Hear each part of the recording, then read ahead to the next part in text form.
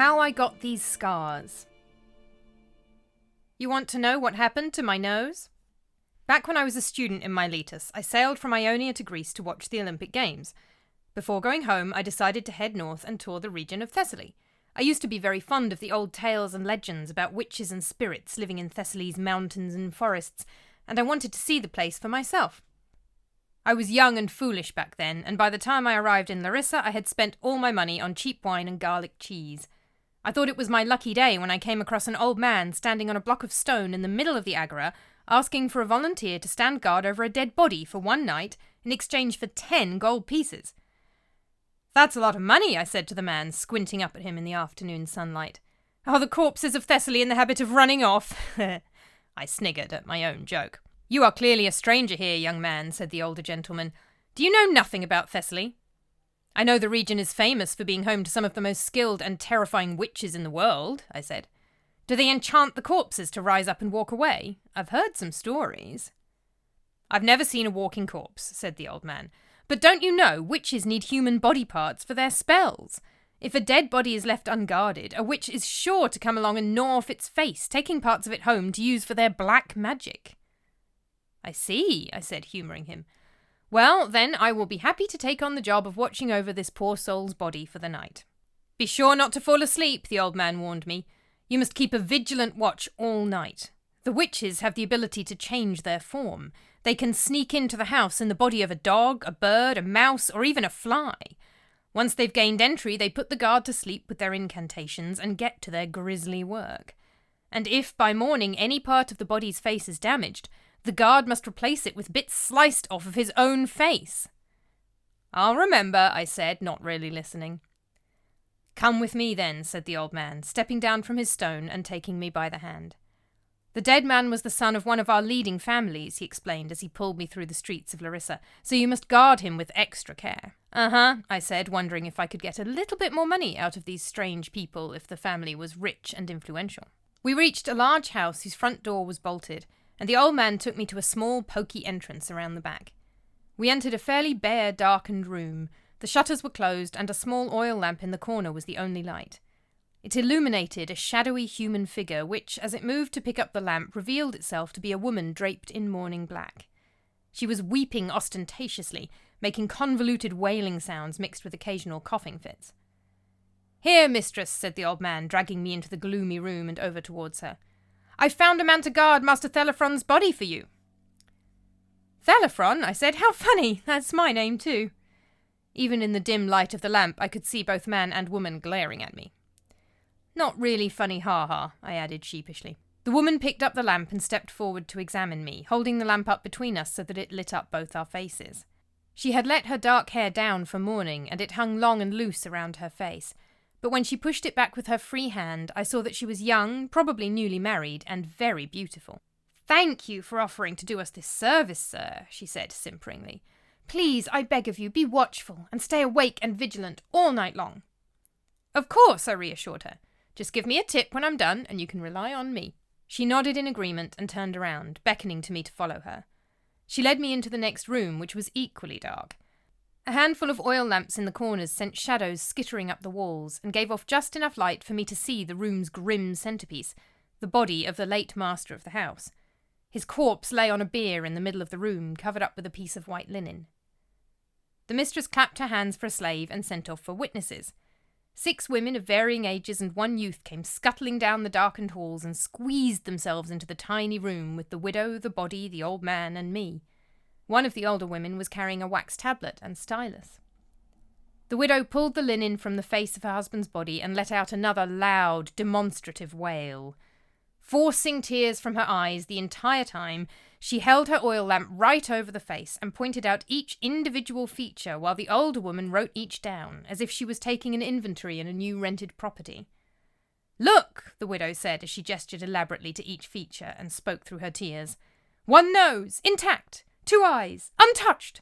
2 ears, whole. 2 lips, unscathed. 1 chin, undamaged." She turned to her 7 witnesses and loudly declaimed, "Citizens good and true, do you bear witness to what I have said?" They all nodded in the affirmative, and some of them mumbled their agreement. The older woman sealed the tablet, and they all prepared to leave. "Madam," I called out as they all turned towards the doors, "would you be so kind as to see that I have everything I need?" "What do you need?" she asked, her tears dried and mild annoyance creeping into her tone. "A large lamp," I said, looking round the dark little room and its only other occupant with a shudder, "and enough oil to keep it burning until dawn, plus hot water, wine, and a cup, and a plate of leftovers from the kitchen for supper." "Who do you think you are, asking for food in a house of mourning?" exclaimed the widow contemptuously. "Do you think you're here for a banquet? There has been no food in this house for days. Remember your place, sir, and mourn our much-missed master," she said this with another performative sniffle, "and do your job. Philodespotus," she turned to the old man, "hand him an oil lamp and lock him in." The old man shoved a small oil lamp and a jar of oil at me, turned his back, and slammed the door shut. I heard the key turn in the lock.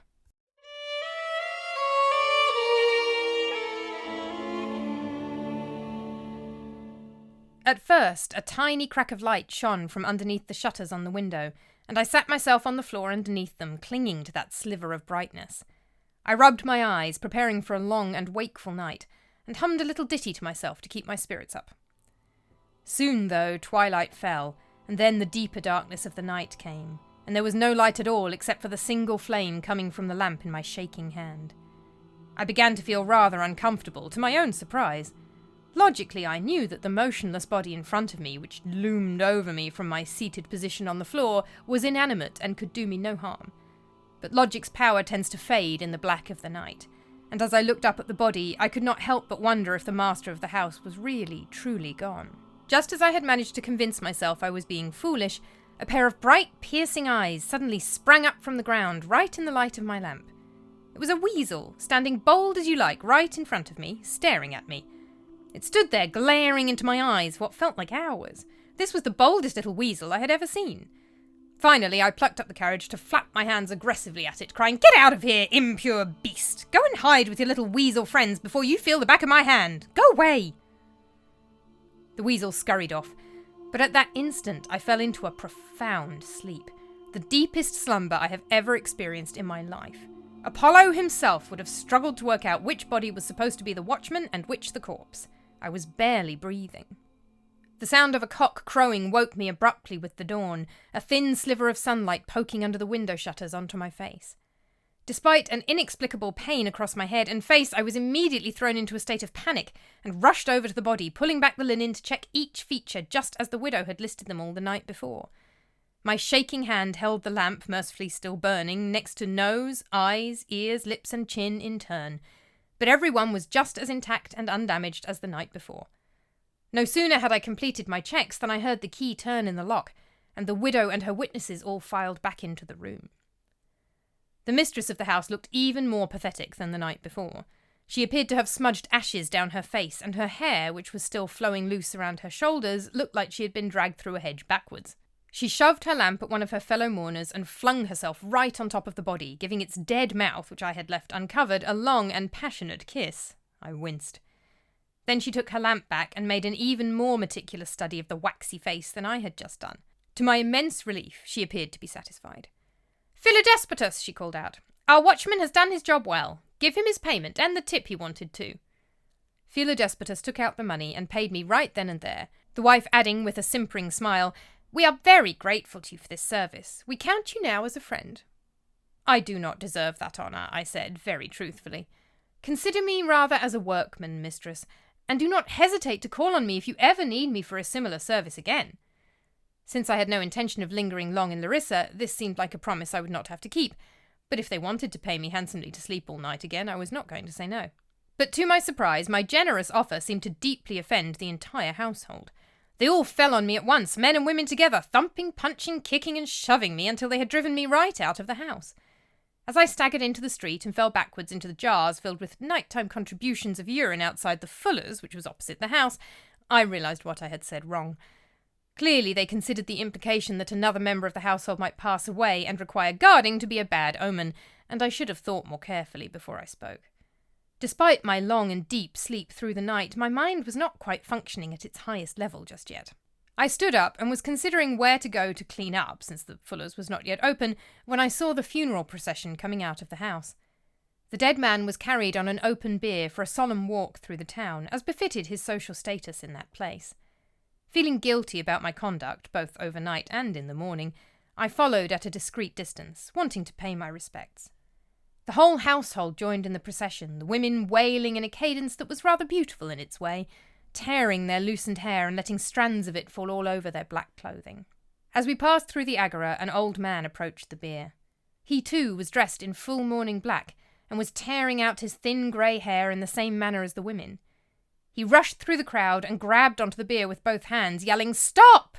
Citizens, you must do your duty and see that justice is done. My nephew has been murdered!" The men carrying the bier stopped in surprise and confusion, and agitated murmurs swept through the crowd in the agora. "Grief has driven the old man out of his mind!" cried the widow. "Ignore him! Move on!" "No!" shouted the old man, even more agitated. "She wants you to move on because she is trying to cover up her crime. She poisoned her husband herself so she and her lover can take over the estate." There were shocked gasps and even louder mutterings all through the market, and the men carrying the bier refused to move. Before long, as the old uncle kept screaming accusations and insults at the weeping widow, the crowd turned nasty and, having determined her guilt on the basis of the older man's apparent sincerity, prepared to stone her right there and then. But she continued to swear her innocence by all the gods, clinging to her dead husband's hand, and eventually gathered enough support to protect her from immediate execution. "All right," said the uncle. "If you don't believe me, perhaps you'll believe the dead man himself." This stunned the crowd into temporary silence. "This man here," said the uncle, pulling forward a slightly younger man with a shaved head, wearing a simple linen tunic and palm-leaf sandals, "is Zachlas, an Egyptian seer. He will draw on all the ancient arts of Egypt to raise my nephew from the dead, just long enough to tell us the truth." A fresh tumult erupted among the crowd, who were divided between those who derided this as a ridiculous suggestion and those who wanted to see if Zachlas could really do it. The actual purpose of the necromancy, solving a murder, was rather lost in the speculation around whether what the old uncle was suggesting was even possible. Inevitably, those who wanted to see him try won out. After all, the skeptics were quite happy to stand and watch the man fail to prove their point. And so a general agreement was reached that we would all witness this act of black magic right there and then in the centre of the agora, as the morning sun rose slowly over the rooftops and the smell of freshly baked bread drifted across the town.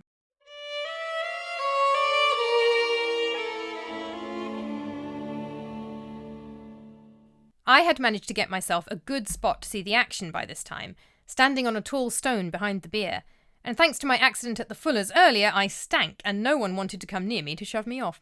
The old uncle came forward and kissed the seer's hands, and made a formal and elaborate request that the magic ritual be performed, calling on the sanctuaries of Coptus, the Nile's inundations, the mysteries of Memphis, and the Sistra of Pharos, and reassuring the ancient gods that we did not intend to flout their will by bringing the young man back to life permanently, but only to ask him for help so that we might avenge him.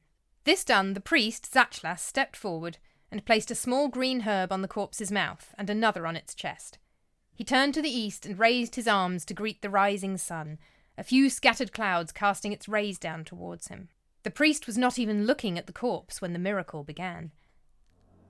I saw the dead man's chest slowly start to rise and fall, rise and fall. Then his arteries started to pulse with movement, and his pale skin flushed with colour as the blood started to flow through his body once more. Finally, slowly and creakingly, the body actually sat up on its bier, in full view of the whole agora, and the corpse opened its mouth to speak. "Why have you dragged me back when I was about to drink the waters of the Lethe?" it demanded in a rasping voice. "Let me go!" "Not until you tell us how you died," exclaimed the priest, spinning around to face his handiwork. "Speak now, or I'll send the Furies to hunt down this body that is now your prison and torment you for eternity." The dead man groaned, whether from physical pain, fear of torture, or sheer embarrassment, it was hard to tell. "My new wife poisoned me," he admitted. "She loves another, and he has my bed now." "No!" screamed the widow. "Liar! It's not true! It's not true!" She turned to the crowd. "You cannot take the word of an inhuman corpse over a living, breathing human!" "I can prove I am telling the truth," hissed her late husband. "I will reveal a secret no one here could know or guess, to show you all that you can trust me."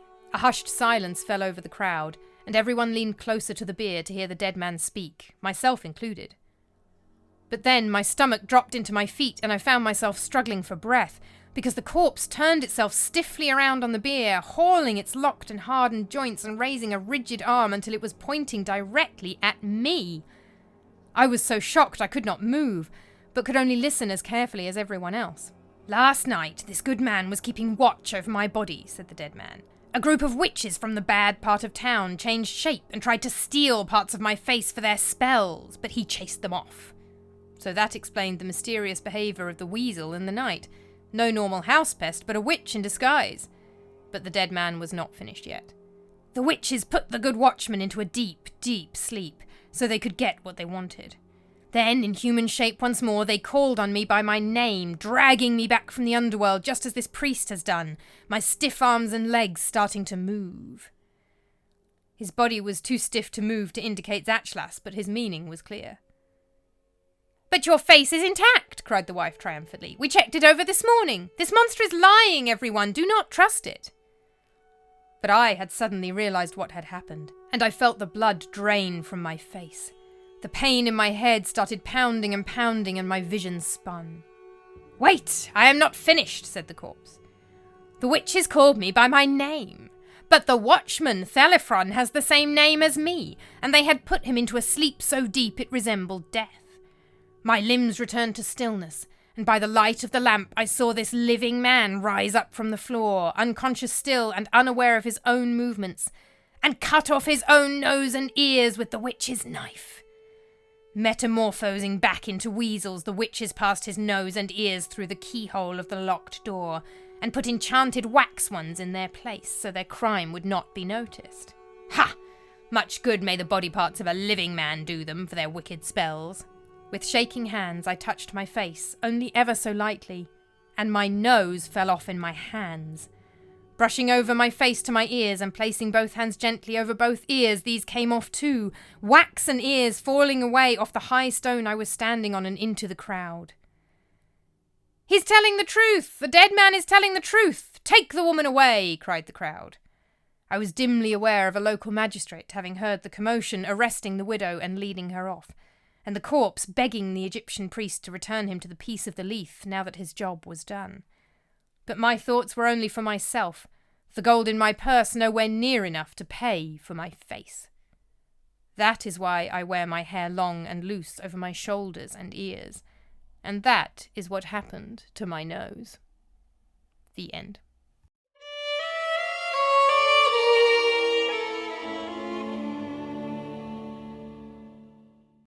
Welcome back to Creepy Classics, the podcast retelling and discussing ancient, medieval, and early modern ghost stories. I'm Ed Harrisson. We have new episodes roughly every 2 months. I'm really sorry this one is really late. Life just happened over the summer.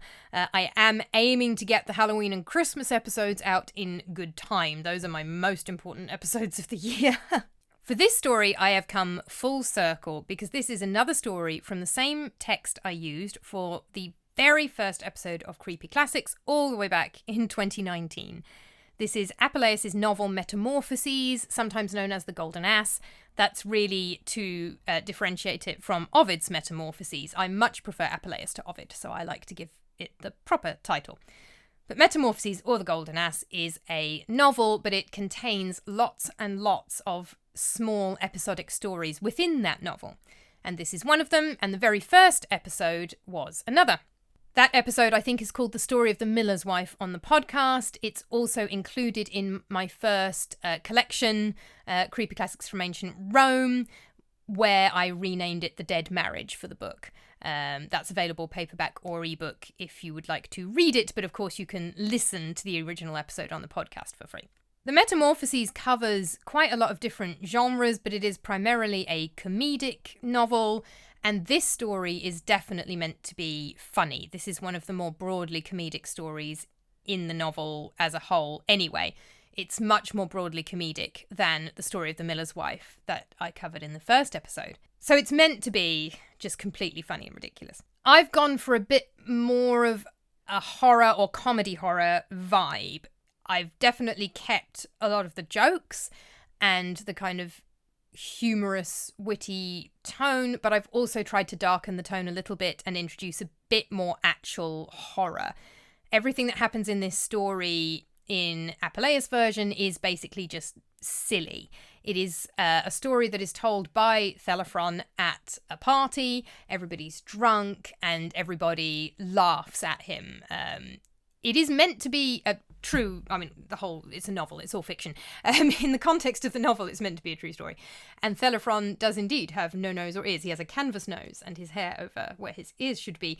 But nobody seems to find this in any way upsetting or horrifying. They just find it funny. So I went for something that leans into the horror a little bit more, but also keeps the comedy. Some of the jokes are mine and some of the jokes are Apuleius's. The joke about landing in the pots outside the Fullers was my addition. The Fullers are basically the Roman laundrettes, but the way that they would get white clothes like togas clean is they would wash them in urine.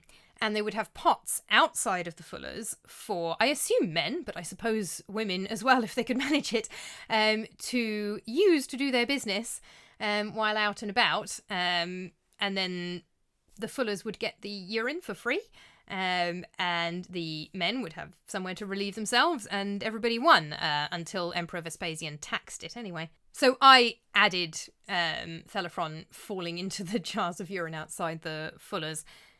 On the other hand, many of the jokes are Apuleius's. The name Philodespotos, the name for the man who serves the evil widow who never gets a name, is a joke. It means lover of despots in Greek. Apuleius wrote this novel in Latin, but the setting and the characters are all Greek, so the names are Greek. Apuleius wrote in both Greek and Latin, but only the works he wrote in Latin have survived. He was fluent in both languages. Apuleius himself was from North Africa, but this story is set in Roman-occupied Greece. We're in northern Greece, presumably in the 2nd century CE, which is when Apuleius lived. There's no indication that it's a historical story of any kind. The newly married couple, who don't appear to have former spouses, would likely be, the bride would be about 12 to 15 years old and the groom in his late 20s.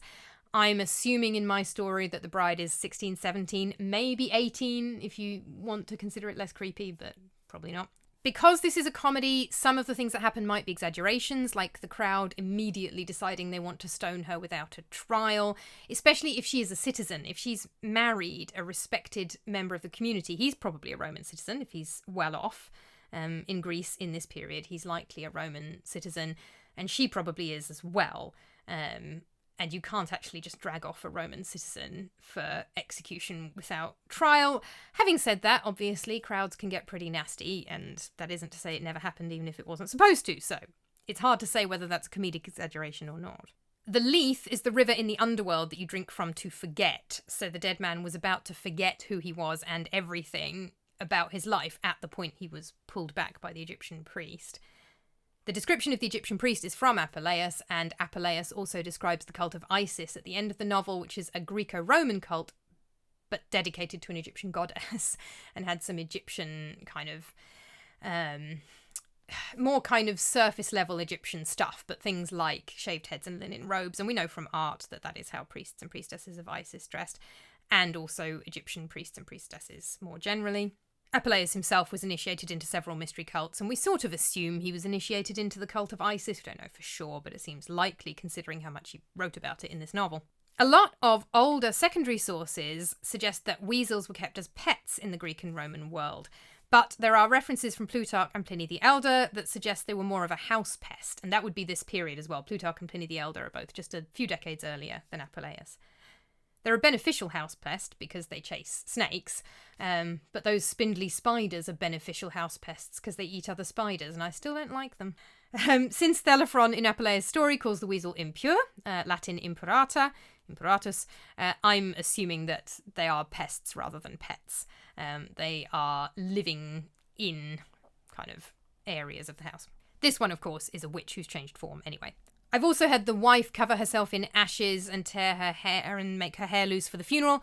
That would be a common part of mourning rituals, but also when defendants appeared in Roman courts, they usually made themselves look deliberately terrible. The idea was to get sympathy, to say, I'm innocent and I've been accused of this terrible crime, and look what it's done to me. I'm so ill and tired and I haven't been able to take care of my appearance, and you all need to feel sorry for me.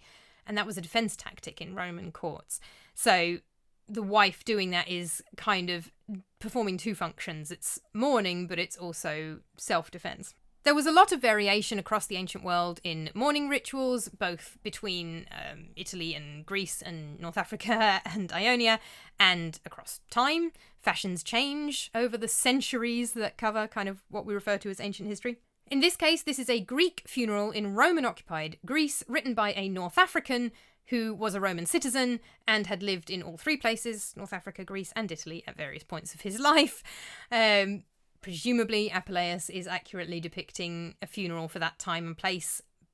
But having said that, he's probably not going to be too worried about accuracy. And in fact, although he's Roman and there are common elements across the culture of people who are Roman citizens, his own culture is North African. It is not, in fact, Greek or Roman. So whether the details are completely accurate is hard to say. But there are some common themes across the ancient world. Black was the colour of mourning in ancient Greece and Rome, so black clothing is what you would wear if you are in mourning.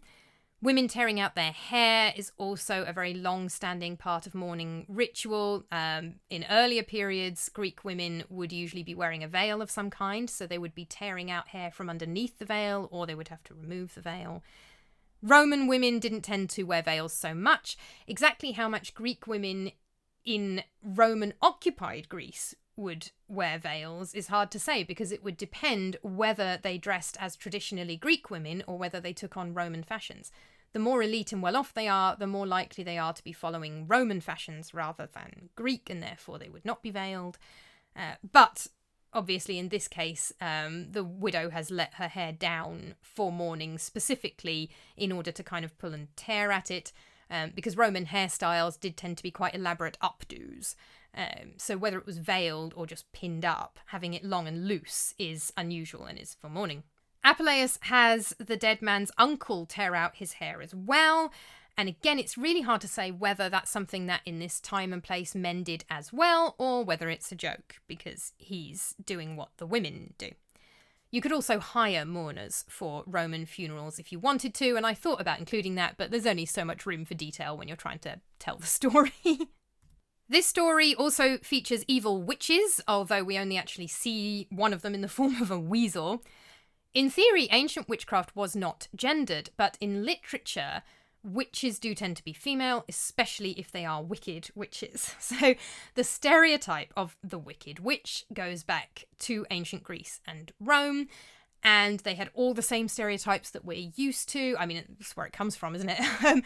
So older women, not terribly attractive. Now, obviously, there are other characters that are entirely different, like Circe and Medea, who are extremely attractive, but they are part divine. And mythological women, that's a different category.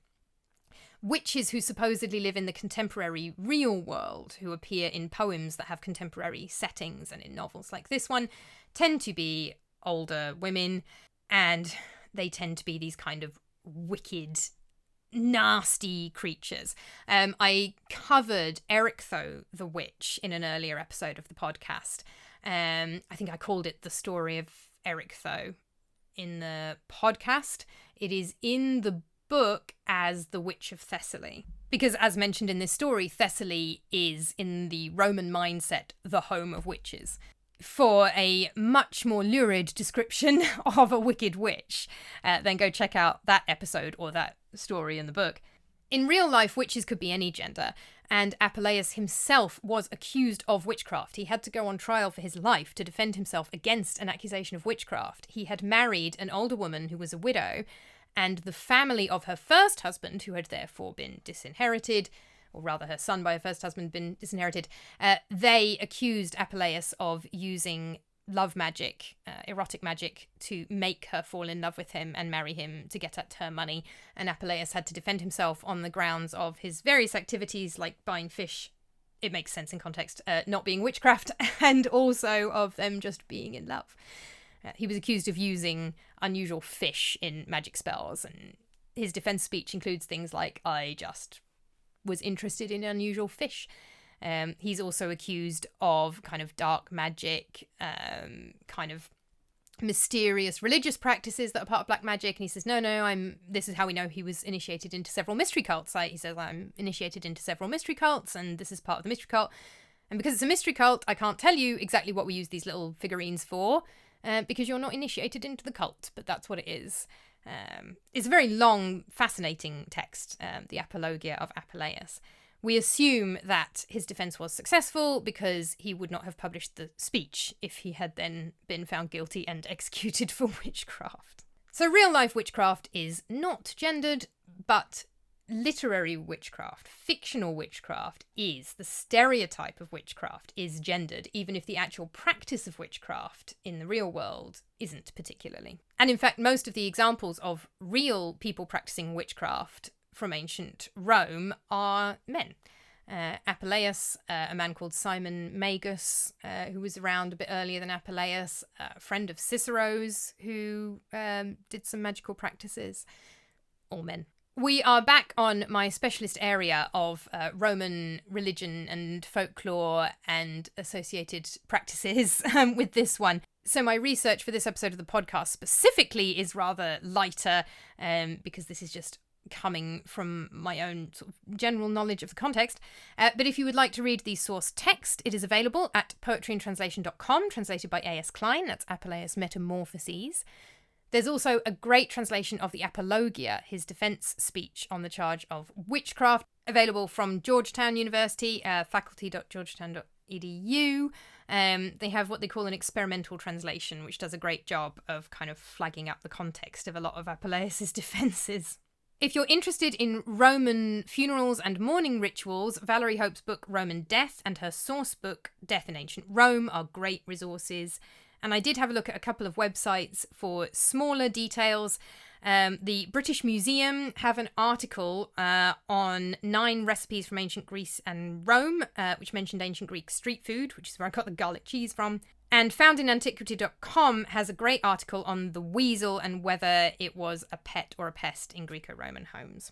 Thank you so much for listening, and sorry this episode is so late. If you would like to support the podcast, Creepy Classics Ghost Stories from Ancient Rome and Creepy Classics Ghost Stories from Ancient Greece are available, paperback or ebook, from a variety of platforms, including Amazon, Barnes & Noble, Apple, Fable, Kobo, and others. And I also have some Creepy Classics merch available from my website, julietharrison.co.uk. I have a twice-monthly newsletter you can subscribe to on Substack, and Creepy Classics also has its own YouTube channel, which is also called Creepy Classics. That's just another place to listen to the podcast.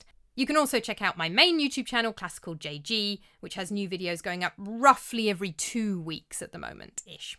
I will be back with a medieval episode in October for Halloween, and until then, thank you so much for listening, and see you next time. Creepy Classics was written and performed by Juliet Harrisson. Music composed and performed by Ed Harrisson, and it was produced by Juliet Harrisson with assistance from Birmingham Newman University.